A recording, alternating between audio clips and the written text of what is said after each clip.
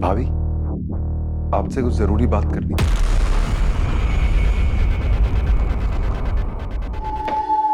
तुम्हारे परिवार में से ही किसी का दोष है। उसी दोष का प्रकोप तुम्हारे रवि पर हावी हो रहा है।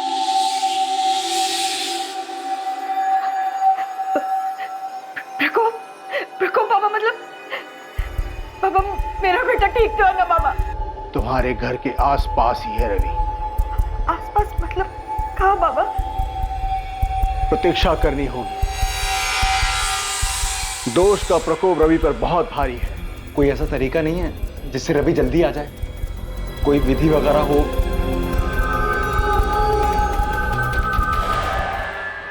मम्मी, मैं खेलने जा रहा हूँ। ठीक है, लेकिन 6 बजे तक घर आ जाना, देर मत करना। हाँ मम्मी, सवाल ही नहीं उठता। वैसे भी दादा ने कॉमिक जो लाने वाले। हाँ, 6 बजे तक कॉमिक्स आ जाएंगे और नाश्ता भी तैयार हो जाएगा। और हाँ, आलोक चाचू भी आ रहे हैं तुम्हें होमवर्क करवाने के लिए, इसलिए 6 बजे से देर मत करना और जल्दी घर आ जाना। अब मम्मी मैं जाऊँ, वरना मेरी बैटिंग मिस हो जाएगी। हाँ तो जाना, लेकिन 6 बजे से पहले। हाँ हाँ मम्मी, 6 बजे। बच्चे जब खेलने के लिए निकलते हैं तो वो जोश और उत्साह से भरे हुए होते हैं, मानो उनके पैरों में पंख लगे हुए हैं। ना गुजरे कल का गम, ना आने वाले कल की फिक्र, वो सिर्फ आज में जीते हैं। वो अभी क्या खेलेंगे सिर्फ इसके बारे में सोचते हैं।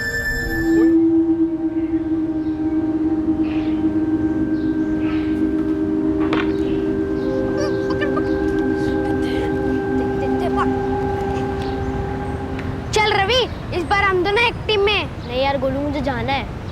अरे बाप रे, 6:15 हो गए। चल यार मैं चलता हूँ। अरे अभी शाम होने में टाइम है रवि, चल एक और एक मैच खेल लेते हैं ना। हाँ यार, हम लोग रोज तो 7 बजे तक खेलते हैं। हाँ। नहीं यार, आदमी को जाना है। मम्मी को बोल के 6 बजे तक आऊंगा। अभी 6:15 हो गए। चल यार मैं चलता हूँ। गोलू को मेरा बैट ले जाना। अपनी माँ से किए वादे के अनुसार रवि 6:15 बजे ही खेलना छोड़कर घर के लिए निकल गया था। दादाजी, आधा घंटा तो हो गया रवि को यहाँ से गए, और हमसे तो रवि ने ये कहा था कि घर जा रहा हूँ। क्यों पंकज? अब कह रहा था मम्मी ने 6 बजे तक आ जाने को कहा है। रवि अभी तक घर नहीं लौटा। कहाँ जा सकता है?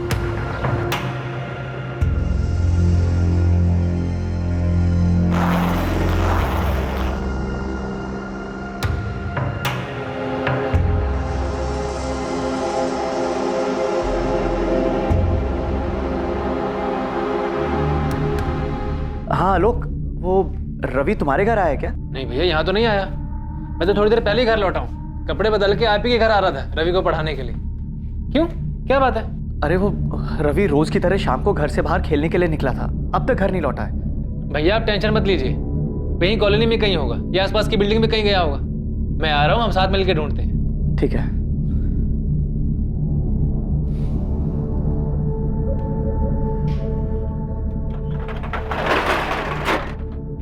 हाँ सागर भैया, हम निकल रहे हैं अभी। आसपास की सभी बिल्डिंगों में ढूंढेंगे। रवि बाबा जरूर अपनी धुनकी में किसी पड़ोस के घर में चले गए होंगे। हम ढूंढ के लेकर आते हैं आपके पास, आप परेशान मत होइए।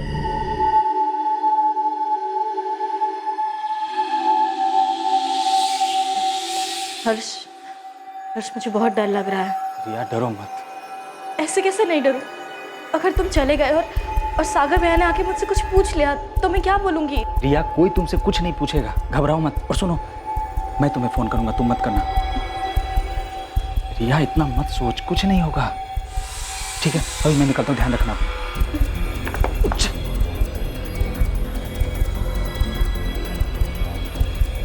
सुमन, मैं जा रहा हूँ। अरे रे, सुनिए, कहाँ जा रहे हैं आप? अरे तुमने सुना तो सही, वहाँ नीचे 202 में रवि मिल नहीं रहा है। जाके देखना तो चाहिए। सागर और विद्या बेचारे वहाँ पे। उन पे तरस खाने जाएंगे ना तो उल्टा वो हम पे बरसेंगे। रहने दीजिए आप। देखो सुमन, ऐसा कुछ नहीं होगा। बात को समझो, तुम्हारे बच्चा नहीं मिल रहा है उनका, मुसीबत में हो। मुसीबत में हम आ जाएंगे, सीधा शक हम पे जाएगा। आप कहीं जाने की जरूरत नहीं। सुमन।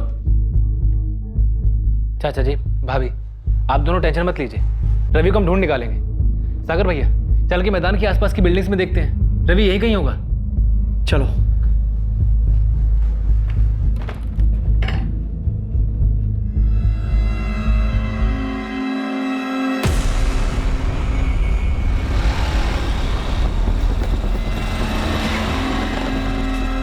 अरे हर्ष भैया, कहाँ जा रहे इतनी रात को? वो भी इतना बड़ा बैग लिया? अरे प्रशांत, वो अचानक ऑफिस से काम आ गया तो भाग जा रहा हूँ। 2-3 दिन में आ जाऊँ। आपने रवि को देखा क्या? रवि? नहीं, क्यों, क्या हुआ? मिल नहीं रहा है शाम से। मिल जाएगा, यहीं कहीं होगा, ढूंढ लेंगे हम लोग। चलिए।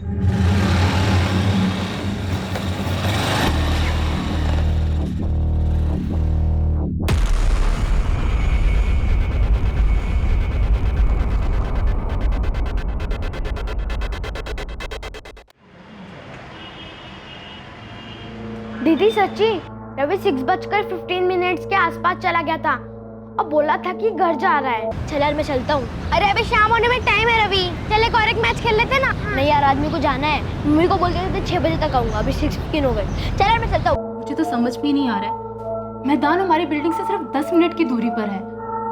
डेली हमारे बच्चे वहाँ पर खेलने जाते हैं। देखिए रवि कल शाम से गायब, और ये जो कुछ भी हुआ है ये मैदान और इस बिल्डिंग के बीच के रास्ते में हुआ है। सागर जी, हमारी टीम कल रात से आपकी और आसपास की सभी बिल्डिंग्स को खंगाल रही है, लेकिन रवि के बारे में अभी तक कुछ पता नहीं चला। सागर जी, पूरे चांसेस हैं कि कोई रवि को अपने साथ लेके गया होगा। क्या कोई ऐसा है जो रवि को नुकसान पहुंचाकर आपको नुकसान पहुंचाने की कोशिश करे? जी नहीं सर, इस बिल्डिंग में हम 15 साल से रह रहे हैं। हमारी किसी से कोई दुश्मनी नहीं, अगर होती तो भी कोई 9 साल के बच्चे को क्यों नुकसान पहुंचाता? सागर जी, यही तो पता लगाना है। रवि 9 साल का था। अगर कोई उसे जबरदस्ती अपने साथ लेके जाता तो उसने शोर मचाया होता और किसी न किसी ने तो उसकी आवाज सुनी होती, लेकिन ऐसा हुआ नहीं। इसका मतलब है जो शख्स रवि को अपने साथ लेके गया है, रवि उसे जानता था। सर, इस कॉलोनी की बिल्डिंग में भी सीसीटीवी नहीं है। मैंने आसपास के दुकान वालों से बात की, लेकिन ऐसा कोई भी सामने नहीं आया जिसने रवि को शाम को घर लौटते हुए देखा हो। आसपास के टोल नाकों और चेक पोस्ट पर रवि की फोटो भिजवाई थी, कुछ पता चला? नहीं सर, लेकिन हमारी टीम अलर्ट है, सभी गाड़ियों को चेक कर रही है। सर, मुझे भी ऐसा लगता है कि रवि को लेके जाने वाला जरूर कोई जान पहचान वाला ही है। तो सोचो आलोक, कौन हो सकता है जिसके साथ रवि बिना शोर मचाए आसानी से जा सकता है? सर, यही तो समझ में नहीं आ रहा है। और सर, मुझे लगता है कि शायद फिरौती के लिए भी कॉल आएगा। तो तुम्हें लगता है कि रवि को फिरौती के लिए अगवा किया गया है? सर, हो सकता है सर, श्योर नहीं है। सागर जी, जरा याद कीजिए, ऐसा कौन कर सकता है? ऐसा कौन करेगा मैडम, और क्यों करेगा? प्रशांत, रिश्तेदारों में तो मुझे ऐसा कोई याद नहीं आ रहा है। इसका सागर भैया या चाचा जी के साथ मनमुटाव हुआ हो। क्या दुकान में कभी कोई ऐसी बात हुई थी? किसी सप्लायर या किसी कस्टमर से किसी भी बात को लेकर तू मैं हुई हो? नहीं आलोक भैया। सर, सागर और आलोक कल रात को 9:30 बजे रवि की मिसिंग कंप्लेंट लिखवाने आए, और हमारी टीम रात को 10 बजे से इस पूरी सोसाइटी में उसे ढूंढने में लगी हुई है। रवि 6:15 बजे ग्राउंड से खेलने के बाद घर के लिए निकला और उसे घर पहुंचने से पहले ही अगवा कर लिया गया हो।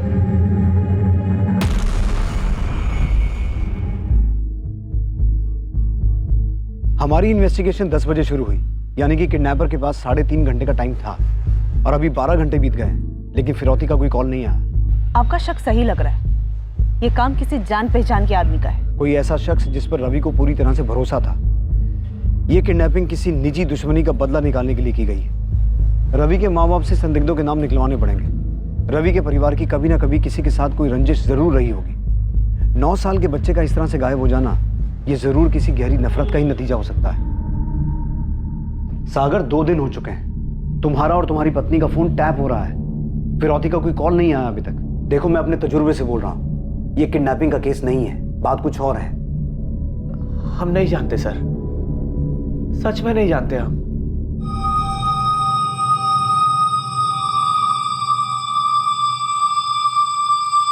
चाचा जी, मैं चलता हूँ, दुकान भी खोलनी है।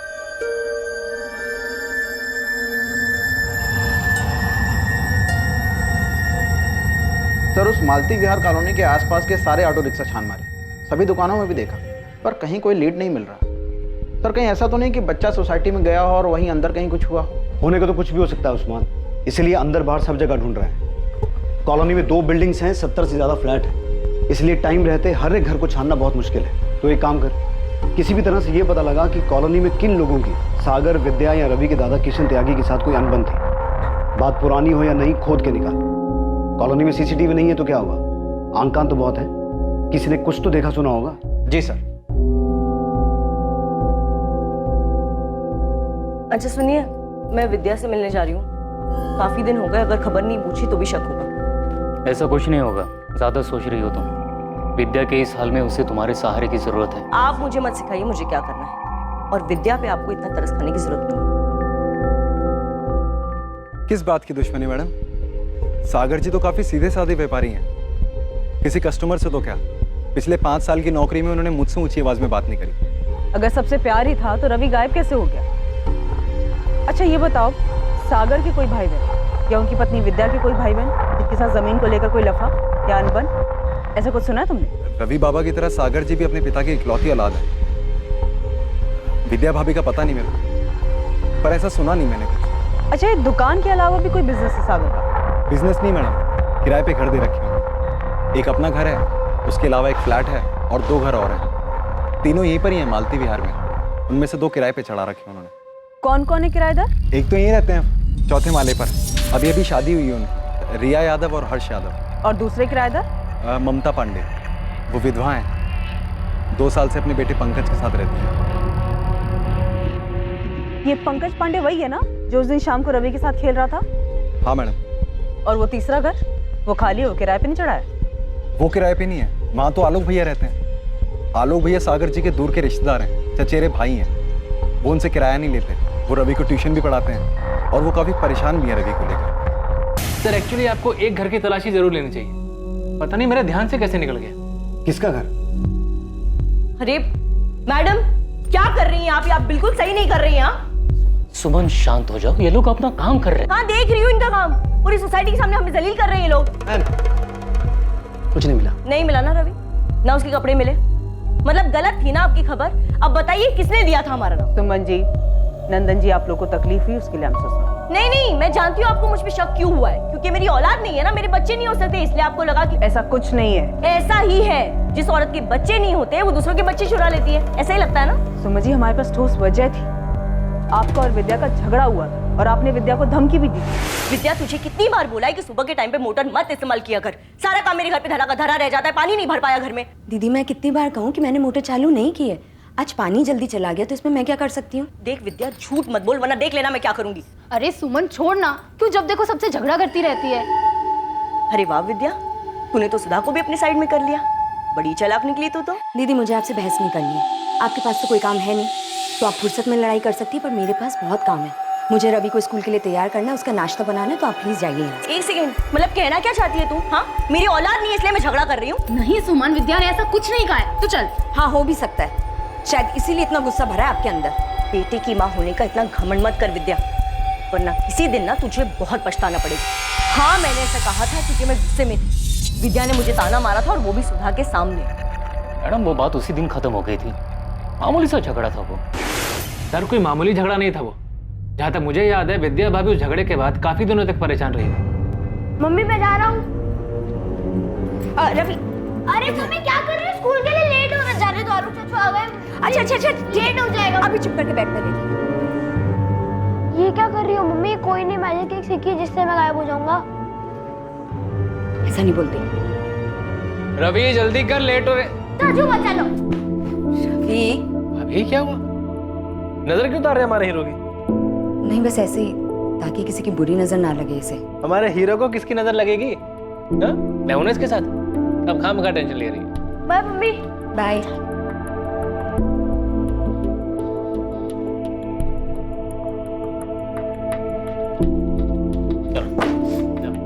मम्मी मैं खेलने जा रहा हूँ।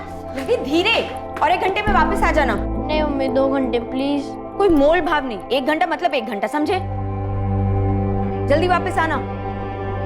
क्या बात है भाभी, 1-2 दिन से देख रहा हूँ आप रवि को लेकर कुछ ज्यादा ही परेशान है। वो क्या है ना, कुछ लोगों की बातें बहुत डरा देती हैं लोग। उस दिन सुमन दीदी ने कुछ ऐसी बात बोली जो दिमाग में घर कर गई। ऐसा लगा मानो उन्होंने कोई श्राप दिया हो मुझे। अब कहिए, क्या झूठ है? गुस्से में मैंने क्या कहा ये सबको याद है, लेकिन ये किसी को याद नहीं है कि उस दिन के बाद कितनी बार मैंने रवि को अपने घर पे बुला के सामने से मिठाई खिलाई, चॉकलेट खिलाई। 1 मिनट, आप रवि को खुद बुलाकर चॉकलेट और मिठाई देती थी, तो क्या 16 जून को भी आपने यही किया था? रवि को बुलाकर चॉकलेट दी थी जब वो घर लौट रहा था? देखिए सुमन जी, छुपाने का कोई फायदा नहीं, तो बेहतर यही होगा जो कुछ भी किया है या जानते हैं बता दीजिए। मैडम हमने कुछ नहीं किया है। हाँ, जब से रवि गायब है हमें यह डर जरूर था कि किसी दिन उस झगड़े की बात फिर उछलेगी और सब हम पर ही शक करेंगे। और वही हुआ, लेकिन हमने कुछ नहीं किया है। चलो मैडम, देखिए विद्या ने आपको हमारे बारे में तो सब कुछ बता दिया, लेकिन हमें पूरा यकीन है कि उसने आपको अपने राज के बारे में तो नहीं बताया होगा। कैसा राज? ममता पांडे। ममता के बारे में उसने आपको नहीं बताया होगा ना? मुझे पूरा यकीन था उसने नहीं बताया होगा। कौन ममता? वो सागर की किराएदार? उसी से पूछ लीजिए ना, क्यों विद्या का पति सागर एक अकेली औरत के घर के बार बार चक्कर काटता है। मेरे बारे में तो उसने सब कुछ बता दिया, लेकिन उसके बारे में उसने अपनी जुबान से कुछ नहीं निकाला। क्यों? सर, हो सकता है सुमन ने हमें ममता वाली बात हमें गुमराह करने के लिए बताई हो। मुमकिन है, लेकिन एक 9 साल का बच्चा इतने दिनों से गायब है तो किसी भी बात को लाइटली नहीं ले सकता है। किरण, तुम ममता के घर की तलाशी लो, मैं इधर सागर से बात करता हूँ। मम्मी, सुमन आंटी के घर में पुलिस क्यों आई थी? क्या सुमन आंटी ने रवि को अपने घर में छुपाया है? तू कुछ भी बोल देता है। चल अपना होमवर्क कर। सुमन आंटी ने छुपाया।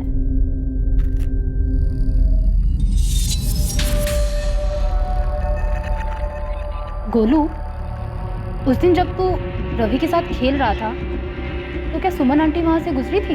पता नहीं मम्मी, मेरा ध्यान नहीं गया। मैं, रवि और पंकज खेलने में लगे थे। शायद पंकज ने कुछ देखा।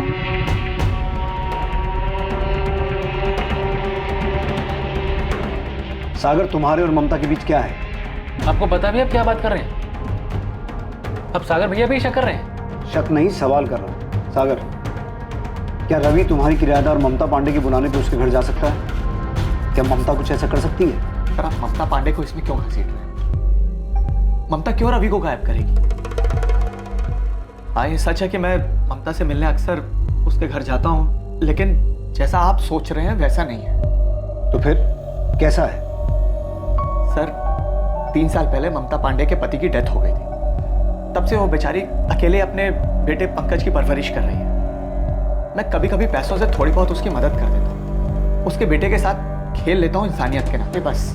तुम्हारी पत्नी विद्या को तुम्हारी इस इंसानियत के बारे में पता है? जी हाँ, विद्या जानती है कि ममता हमारी किराएदार है। सागर, मेरा सवाल ध्यान से सुनो। तुम जो ममता पांडे से बार बार मिलते हो, उसे पैसे देते हो, इस बारे में तुम्हारी पत्नी विद्या को पता है?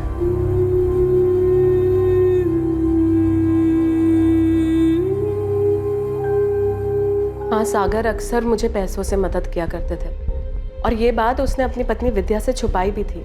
क्यों छुपाई? मैंने भी यही पूछा था सागर से, और उसे मना भी किया था कि वो ऐसा ना करे, क्योंकि हम कोई गलत काम तो कर नहीं रहे थे। लेकिन उसका कहना था कि अगर ये बात वो विद्या को बताएगा भी तो वो नहीं समझेगी। पर फिर एक दिन विद्या को सब कुछ पता चल गया। आखिरी बार पूछ रही सागर, जब घर से गए थे तब तुम्हारे पर्स में 5,000 रुपए थे और अब सिर्फ 1,000 रुपए बचे। 4,000 कहाँ गए? मैं बताया तो था कि एक दुकान के सामान की पेमेंट करनी थी, इसलिए। झूठ मत बोलो सागर, तुम ये पैसे ममता को दे रहे हो ना? मैं सब समझती हूँ, बेवकूफ नहीं हूँ। देखो, जैसा तुम समझ रहे हो ना वैसा कुछ नहीं, विश्वास करो मेरा। मैं सिर्फ उसकी थोड़ी सी हेल्प कर देता हूँ, क्योंकि एक छोटे बच्चे की जिम्मेदारी है उसकी। तुम पे भी अपने बच्चे की जिम्मेदारी है सागर, और बेहतर यही होगा कि ममता के बच्चे की फिक्र करने की बजाय तुम अपने बच्चे की फिक्र करो। और इसके बावजूद तुम ममता से मिलते रहे, लेकिन तुम्हारा कोई अफेयर नहीं है, राइट? जी नहीं, हम दोनों को अपनी जिम्मेदारी का एहसास है, लेकिन आपको नहीं है। तभी तो हमारे बेटे रवि को ढूंढने की बजाय ऐसी मनगढ़ंत बातों को पकड़ के बैठ गए आप।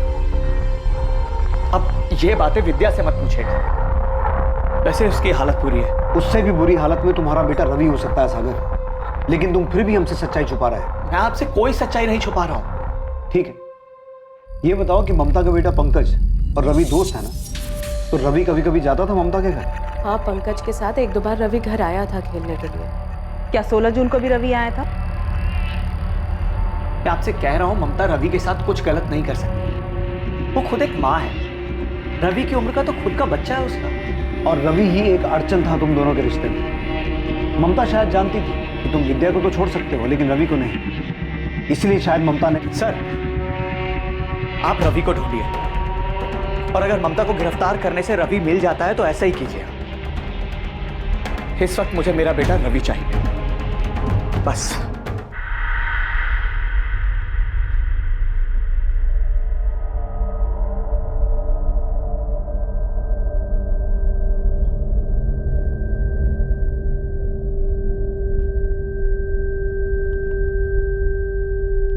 Hands up. मम्मी ने आपको कहा था ना कि ये लड्डू नानी के घर ले जाने के लिए बनाए हैं, तो फिर क्यों खाए? अभी उन्हें बताता हूँ। मम्मी चुप कर, मम्मी के मैसेंजर। मम्मी को कुछ नहीं बताएगा तू, ओके? ठीक है, पर उसकी फीस लगेगी। क्या चाहिए तुझे? एक पेस्ट्री, 2 चॉकलेट, और फिर आपका राज राज रहेगा। अच्छा बेटे, तेरे को पता है ना रिश्वत मांगना बुरी बात होती है। और बाबा आप भी जानते हैं ना कि आप मम्मी से जो ये सब छुपा रहे हो वो सब भी बुरी बात है।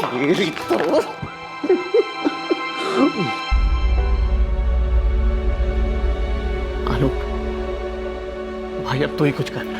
ये लोग तो रवि को ढूंढने के बजाय पता नहीं क्या क्या वाहियात बातें कर रहे हैं। सागर भैया आप फिक्र मत कीजिए, मैं इसी काम में लगा हुआ हूँ। सुमन और नंदन पर भी मेरी नजर है। आप बस भाभी और चाचा जी का ध्यान रखिए। रवि को मैं हर हाल में ढूंढ निकालूंगा। सर, ये ममता काफी स्ट्रेट फॉरवर्ड औरत लगी। कॉलोनी के ही कुछ बच्चों को ट्यूशन पढ़ाती है, बिना झिझक के साफ साफ बात कर रही थी। लग नहीं रहा था कि कुछ छुपा रही है। तुमने ममता के बेटे पंकज से रवि के बारे में बात की? रवि उस दिन उसी के साथ खेल रहा था। यस सर, जब मैंने पंकज से रवि के बारे में पूछा तो लग नहीं रहा था कि वो कुछ रटा रटाए बोल रहा है। वैसे भी मैंने ममता के कॉल रिकॉर्ड्स मंगवाए हैं सर। 16 जून की शाम को ममता कहाँ क्या कर रही थी ये भी हम पता लगवा रहे हैं। इस केस की नब्ज हाथ नहीं लग रही है। रवि के गायब होने की वजह का पता नहीं चल पा रहा है। आखिर ये मामला क्या है? कुछ तो है किरण जो हमसे मिस हो रहा है। इस केस में कई ऐसे किरदार थे जो अभी तक पुलिस की नजरों में नहीं आए थे, और जो सामने आए भी थे उनकी पूरी तरह तफ्तीश होनी अभी बाकी थी। और जिनकी तफ्तीश हुई थी उन्होंने इस केस को और उलझाने का काम किया था। क्या घूर रहे हैं आप लोग? हाँ, आप लोगों को क्या लगता है मैंने रवि को गायब किया है? हाँ किया है, और आप लोग के बच्चे भी गायब कर दो। बच के रहना।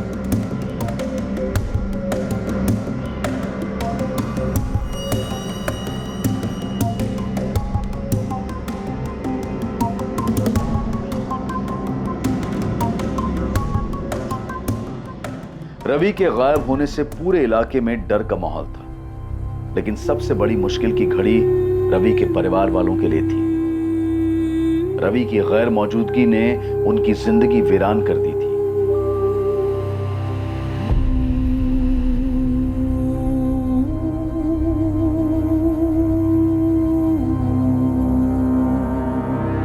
विद्या, आलोक भी ढूंढ रहा है हमारे रवि को। बहुत जल्दी मिल जाएगा हमारा रवि। वो ममता वाली बात, मुझे किसी से कोई लेना देना नहीं है, नहीं मुझे कुछ सुनना है। मुझे सिर्फ मेरा बेटा रवि चाहिए। तुम्हें ममता के पास जाना हो नहीं जाना हो, जो करना है करो, बस मुझे मेरा बेटा रवि ला दो।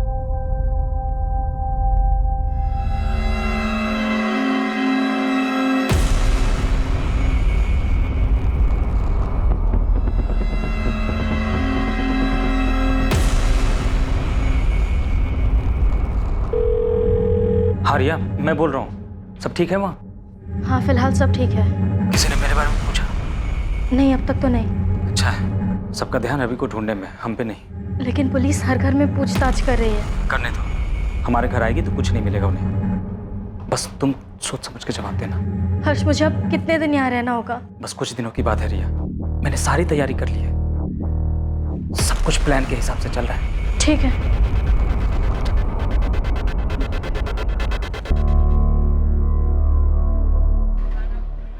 हाँ ममता, रवि का कुछ पता चला? नहीं, पुलिस ढूंढ रही है उसे। आलोक भी कोशिश कर रहा है। पुलिस मुझसे हमारे बारे में पूछ रही थी। मुझसे भी। सागर, मैं जानती हूँ तुम इस वक्त बहुत परेशान हो, लेकिन तुम हिम्मत मत हारना। देखना सब ठीक हो जाएगा। तुम्हें अगर कभी भी मेरी ज़रूरत महसूस हो और बात करने का मन हो तो मुझसे मिलने घर आ जाना। ममता, अब मैं नहीं हूँ।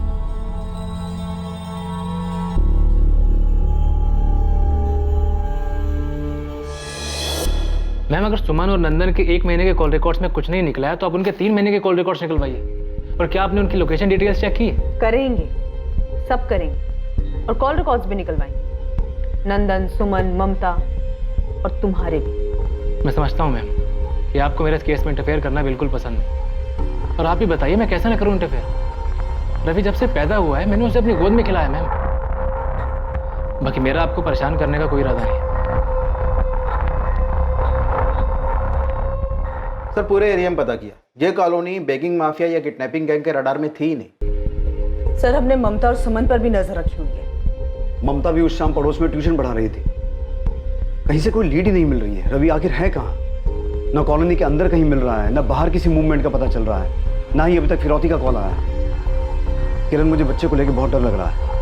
बहुत टाइम हो गया है। यहाँ तो ऑलरेडी रवि के साथ कुछ हो गया है या फिर कोई अभी भी सही मौके का इंतजार कर रहा है।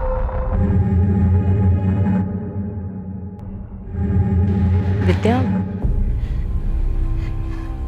सुमन दीदी, मेरे रवि को वापस कर दीजिए। मैं जानती हूँ कि मुझसे बहुत बड़ी गलती हुई है। आपको जितना भी गुस्सा है ना, आप मुझसे निकाल लीजिए। जो भी सजा देनी है ना मुझे दे दीजिए। वो मेरे बेटे रवि को वापस कर दीजिए। अगर आप चाहती हैं ना तो मैं आपके पैर पड़ने को भी नहीं आता। विद्या क्या कर रही हो? उठो, उठो, संभालो अपने आप को। विद्या उठो, प्लीज उठो। मैं सच कह रही हूँ, मुझे नहीं पता रवि कहाँ है। मेरे बेटे को लौटा दीजिए दीदी, मुझे माफ कर दीजिए। मेरे बेटे को लौटा विद्या, चलो। रवि को विद्या बेटा चलो यहाँ से, चलो।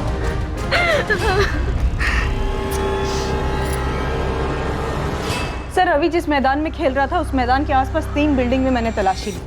ये प्रोसीजर काफी लंबा है सर, और कॉलोनी के काफी लोग नाराज भी हो रहे हैं। लेकिन हमारे पास इसके अलावा कोई ऑप्शन नहीं है। तो वो सागर का कजन ब्रदर वो दोबारा आया था।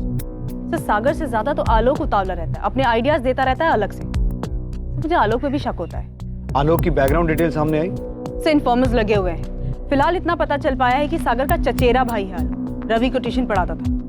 और सर डायरेक्टली पूछना बनता नहीं है, क्योंकि अगर उसकी इसमें इन्वॉल्वमेंट है तो वो अलर्ट हो जाएगा। काफी स्मार्ट बनता है सर। सागर और विद्या से जुड़े हर इंसान पर फिर से स्पॉट डालो शुरू से। ना तो किडनैपिंग सामने आ रही है, ना ही किसी दुश्मनी के बारे में पता चल रहा है। आखिर रवि के गायब होने के पीछे का मकसद क्या हो सकता है?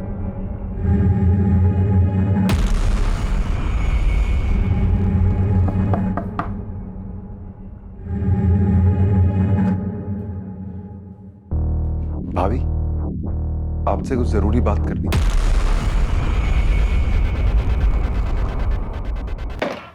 सर, 1 हफ्ते के ऊपर हो गया है। आप लोग मेरे बेटे रवि को ढूंढने के बजाय यहाँ पर बैठकर हमारे कॉल रिकॉर्ड छान रहे हैं। सागर हम पूरी कोशिश कर रहे हैं, लेकिन इस बारे में हमें कुछ इन्फॉर्मेशन तुमसे भी चाहिए। ठीक है इंस्पेक्टर, मैं अब फाइनली आपको बता ही देता हूँ। और बताना क्या है, आपको ले चल के दिखा देता हूँ ना वो जगह जहां पर मेरे बेटे रवि को अगवा करके रखा गया था। जहां रवि को अगवा करके रखा गया था? चौंक गए ना आप लोग? मैं अच्छी तरह समझ चुका हूं कि आप लोग दरअसल मेरे बेटे रवि को ढूंढने में खास मेहनत करना ही नहीं चाहते। अरे आप लोगों से ज्यादा तो मेरा चचेरा भाई आलोक उसके बारे में खबर छुटा रहा है। आलोक? हाँ आलोक, वो ही ले गया था मुझे उस जगह पर जहां पर मेरे बेटे रवि को अगवा करके रखा गया था।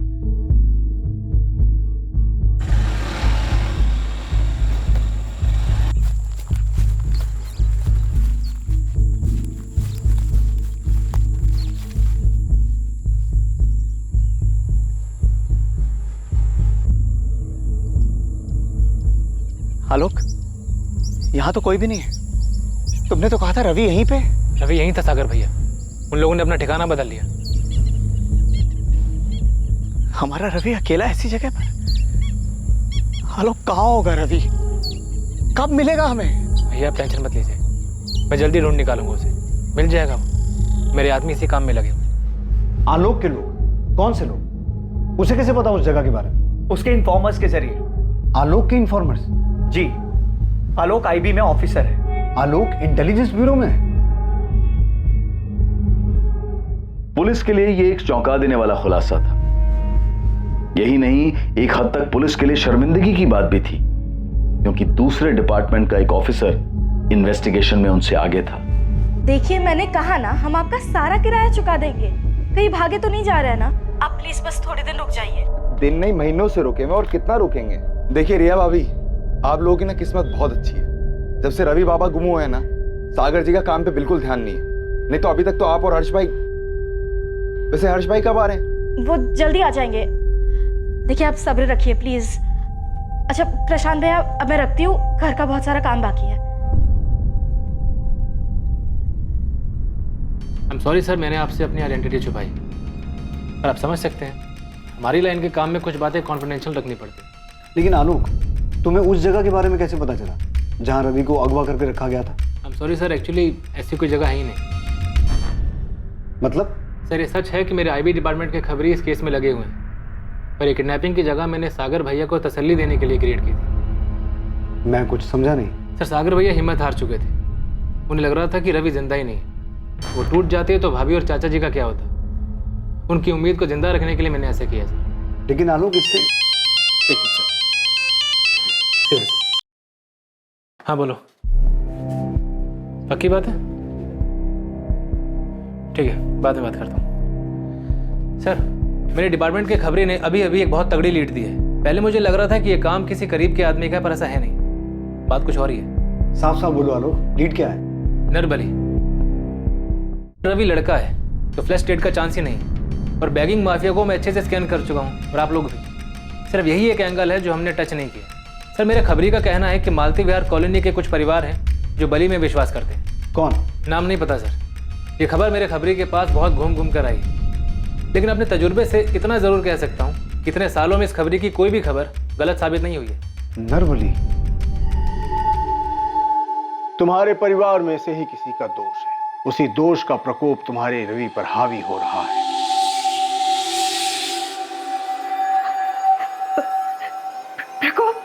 प्रकोप बाबा, मतलब बाबा मेरा बेटा ठीक तो है ना बाबा?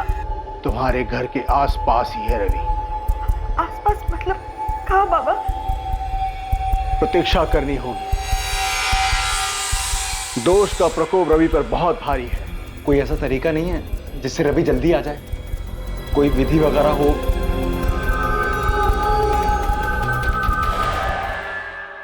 नरबली? ये टिप किसने दी मैडम? तूने नहीं, तेरा काम। तुझसे ज्यादा वो आईबी वाले की खबरी इन्फॉर्मेशन ला रहे हैं। सॉरी मैडम, पर कसम से मैंने अपने काम में कोई डील नहीं की है। वैसे ये नरबली वाली खबर सच तो है ना? उस्मान, तू अपना काम कर, समझा? दूसरे काम में नुस्ख मत निकाल। देख तू अपने लेवल पे पता कर कि कॉलोनी में ऐसे कौन कौन से लोग हैं जो नरबली में विश्वास रखते हैं। जी। सब ये यूपी में सभी नरबली चढ़ाने वाले तांत्रिकों की फाइल है। इनमें से ज्यादातर जेल में है। बात की इनसे? यस सर, मैंने इनके चेले चपाटों के बारे में भी जानकारी हासिल की। इनमें से कोई भी गाजियाबाद की तरफ नहीं आया। सर मैंने उस्मान खबरी को भी लगा दिया है, चुपचाप ये पता लगाने के लिए कि क्या कोई ऐसा कॉलोनी में है जो इन सब में विश्वास रखता है। सर मुझे नरबली वाला एंगल कुछ सही नहीं लग रहा। शायद ना हो, लेकिन अगर जरा सी भी पॉसिबिलिटी है तो हम यहाँ किसी भी बात को इग्नोर नहीं कर सकते, क्योंकि बात 9 साल के बच्चे की है जिसे हम ढूंढ नहीं पा रहे हैं। मैं कॉलोनी में एक बार फिर से सर्च करती हूँ, शायद इस नरबली वाले एंगल में हमें कोई लीड मिल जाए। आप लोगों का दिमाग खराब हो गया है क्या? और ये क्या जादू टोना लगा रखा है आप लोगों ने? आप कुछ भी बोल रहे हैं। मैडम मेरा भी एक बच्चा है, आप सोचिए तो सही, क्या मैं ऐसा कर सकती हूँ क्या?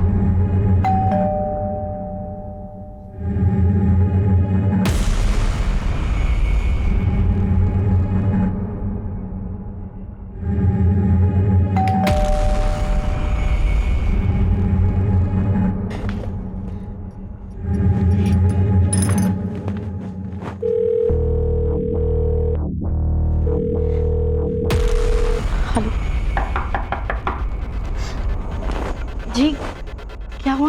तलाशी लेनी है। एक सेकंड, मेरे पति इस वक्त घर पे नहीं है, तो आप ऐसे जबरदस्ती अंदर नहीं आ सकते। रिया तुम टेंशन मत लो, अगर तुमने कुछ नहीं किया तो तुम्हें कुछ नहीं होगा। ये इनका रूटीन प्रोसीजर है, इन्हें इनका काम करने दो। जय हिंद। हटिए।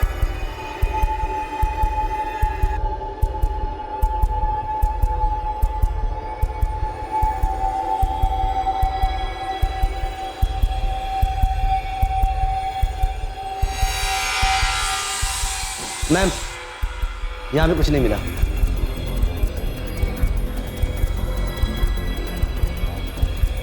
चलो।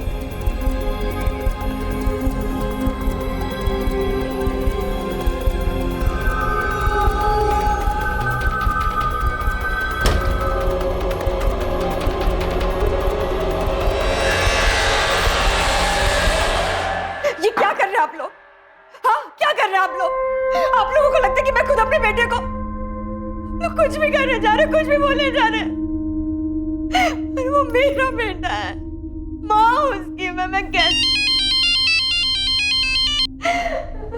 हाँ उस्मान बोल।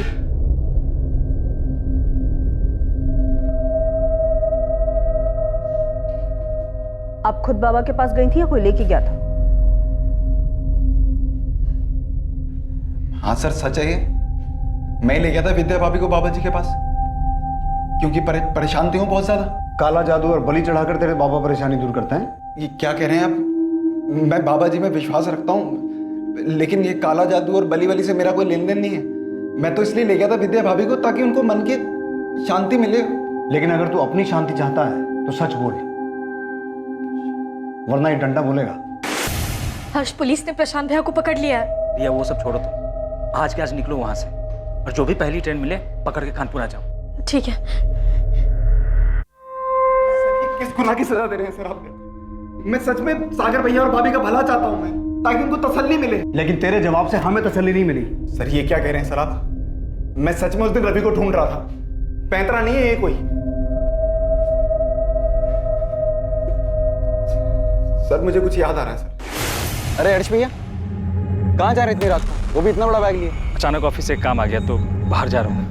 ये हर्ष को, रिया का हस्बैंड, सागर का किराएदार, उसी की बात कर रहा है तू? हाँ सर, वही तो चौथे माले पे रहते हैं। अच्छा, अभी तक तो कुछ याद नहीं था, 4 डंडे पड़े तो सब याद आ गया? नहीं सर, ऐसा कुछ नहीं है सर। मेरे को याद आ रहा है कि हर्ष भाई के पास एक बड़ा सा बैग था, वो उसे लेके जा रहे थे रात को। घबराए हुए भी थे, ऐसा लग रहा था कि कहीं भाग रहे हो। और हर्ष भाई अभी तक वापस भी नहीं आए हैं कॉलोनी में।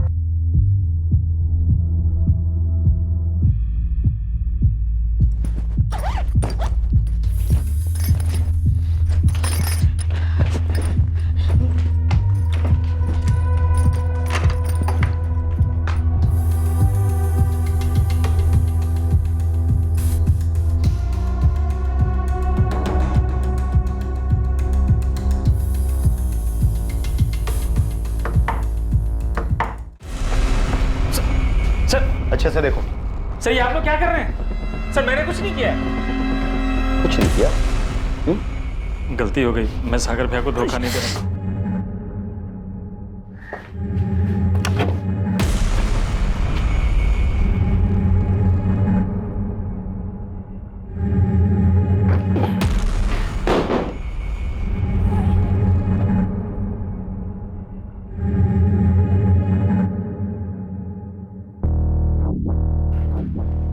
रवि कहाँ है? रवि मुझे नहीं पता सर। सच बोलेगा या हड्डियों को और आजमाना चाहता है? कसम से कह रहा हूँ सर, मैंने रवि को अगवा नहीं किया है। वो तो मैं किराया नहीं दे पा रहा था, इसलिए चुपचाप घर खाली करके भागने का प्लान बनाया। तो ऐसे नहीं बोलेगा तू, तोड़ो इसे। सर मैं सही कर रहा हूँ सर। देखिए, मैं मानती हूँ हमसे गलती हुई है। आपने हमें रहने को घर दिया, हमें भरोसा किया, और हम आपको धोखा देकर जा रहे थे। सागर भैया, विद्या भाभी, मैं कह रही हूँ हर्ष ने रवि को कुछ नहीं किया है। भाभी प्लीज प्लीज आप पुलिस को बोल दीजिए कि वो हर्ष को छोड़ दे प्लीज। सर कुछ मिला आपको हर्ष की इंटरोगेशन से? नहीं आलोक, हर्ष के कॉल रिकॉर्ड्स और लोकेशन डिटेल्स भी स्कैन किए, और कानपुर जिस जगह वो नई नौकरी के लिए गया था वहाँ उसके कलीग से भी बात की। और 16 जून को गाजियाबाद से हर्ष ने जो ट्रेन पकड़ी थी कानपुर के लिए, वहाँ के भी कुछ आई विटनेस ने कहा है कि उन्होंने हर्ष के साथ कोई बच्चा नहीं देखा। सर आई थिंक हमें हार नहीं माननी चाहिए। वो तो हम हरगिज नहीं मानेंगे आलोक, जब तक ये केस सॉल्व नहीं हो जाता चैन से नहीं बैठे। अगले कई दिनों तक पुलिस पूरी ताकत से रवि को ढूंढने में लगी थी। आलोक की कोशिशें भी जारी थी, लेकिन रवि की गुमशुदगी का राज अब भी राज ही बना हुआ था। ठीक है, मैं आता हूं। प्रशांत, मैं थाने जाके आता हूं।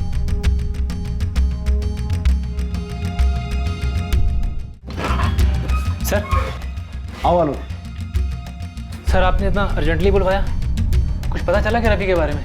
हाँ, कुछ क्लूज मिले हैं तुम्हारे उस नरबली के एंगल से जुड़े हुए, इसीलिए हमें तुम्हारे उस आईबी के इन्फॉर्मर से बात करनी है। सर एक्चुअली खबरी आईबी डिपार्टमेंट से कनेक्टेड है, तो उनके बारे में आपको जानकारी नहीं दे पाऊंगा। मैं जानता हूँ, इसलिए तुम्हें टेंशन लेने की जरूरत नहीं है। मेरी तुम्हारे आईबी डिपार्टमेंट के हेड से बात हो गई, इनफैक्ट वो यहीं आए हुए हैं। आइए सर।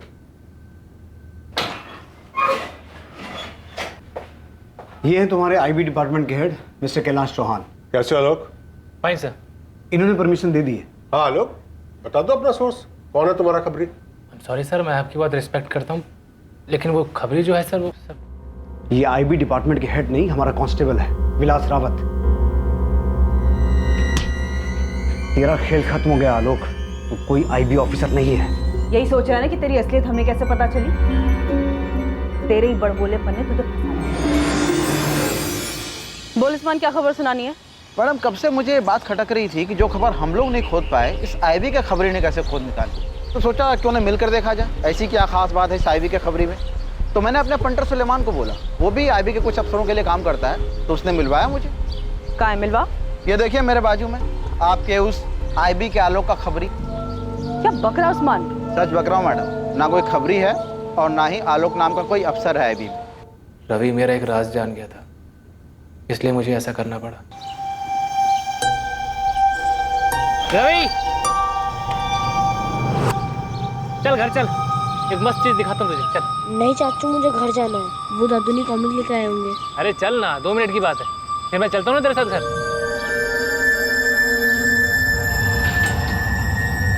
चले रवि। बेटा, आपने जो उस दिन देखा था, उस बारे में आपने किसी को बताया तो नहीं ना? शाबाश। आप एक वादा करेंगे कि वो राज हमेशा आपके और मेरे बीच रहेगा? प्रॉमिस? कौन सा? क्या जान गया?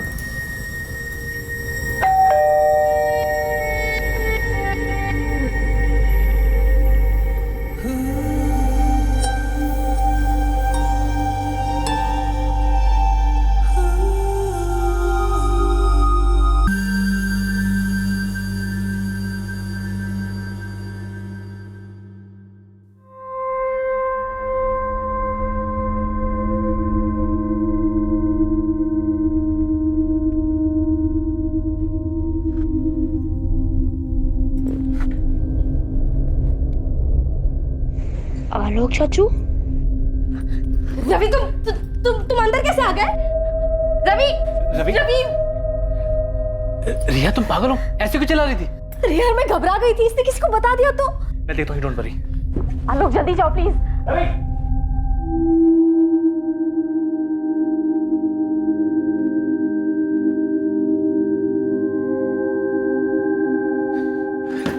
मिला रवि, मिला? तुमने समझा दिया उसे? नहीं मिला, पता नहीं कहाँ चला गया। नहीं मिला मतलब? अरे तुम्हें समझ आ रहा है आलोक, यहाँ क्या हुआ है? रवि ने देख लिया हमें। तुमने दरवाजा कैसे खुला छोड़ दिया? अंदर कैसे आ गया वो? सबको बता देगा, देख रहा है। रिया, कुछ नहीं होगा, कुछ नहीं होगा, मैं समझा दूंगा उसे, टेंशन मत। आलोक निकलो तुम, अब हम मिल नहीं सकते, तुम निकलो यहाँ से, हमें खत्म करना होगा। ये क्या बोले जा रही तुम? आलोक निकलो यहाँ से, बस हो गया। सर, मुझे लगा रिया घबरा गई है, इसलिए ऐसा बोल रही है। उस वक्त मैं वहां से चला गया, और जब रवि मुझे मिला, मैंने उसे सब समझा दिया। वो बोला कि मेरा राज राज रखेगा। उसके बाद जब भी मैं उसे पढ़ाने जाता या उसको कहीं भी देखता था, उसकी चुप्पी मुझे डराती थी। और रिया तो मुझसे भी ज्यादा डरी हुई थी, मुझे मिलने तक को मना कर दिया था उसने। आलोक देखो, मैंने कह दिया ना, मैं नहीं मिलूंगी, मतलब मैं नहीं मिलूंगी। देखो, जो हो गया सो हो गया, पर मैं और रिस्क नहीं ले सकती। देखो आलोक, मेरा पति हर्ष ना बहुत बोला है, मुझे कभी किसी चीज के लिए नहीं टोकता, लेकिन अगर ये चीज उसे पता चल गई ना, वो बर्दाश्त नहीं कर पाएगा। या तो वो मुझे मार देगा या छोड़ देगा। नहीं रिया, ऐसा कुछ भी नहीं होगा, तुम बेकार में डर रही हो। अगर रवि ने तुम्हारे भैया को ये बात बता दी तो क्या होगा? नहीं बताएगा वो, मैंने समझा दिया उसे। आलोक, रवि अभी बच्चा है और तुम श्योर हो कि वो कभी भी किसी को कुछ भी नहीं बताएगा? कभी नहीं। रिया की बात बिल्कुल सही थी, रिस्क तो था, रवि कभी भी मुंह खोल सकता था। तो मैंने सोचा इसका परमानेंट सॉल्यूशन निकालना पड़ेगा। आप मुझसे एक वादा करेंगे कि वो राज हमेशा आपके और मेरे बीच रहे? प्रॉमिस? मैं जाऊं? हाँ बेटा, जाओ।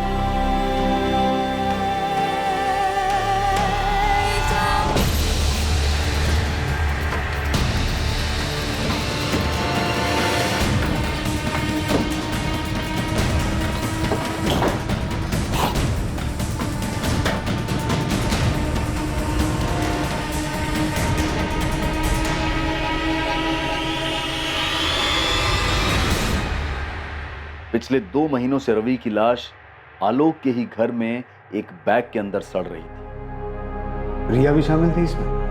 नहीं, उसे कुछ नहीं पता। एक बार उसने मुझसे पूछा भी था कि क्या तुमने रवि के साथ कुछ किया है। मैंने कुछ नहीं बताया उसे।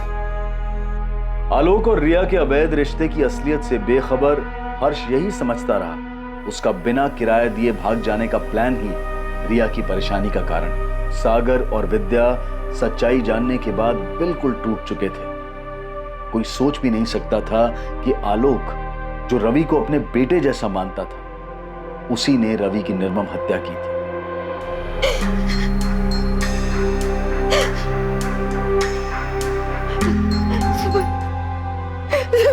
मेरा रवि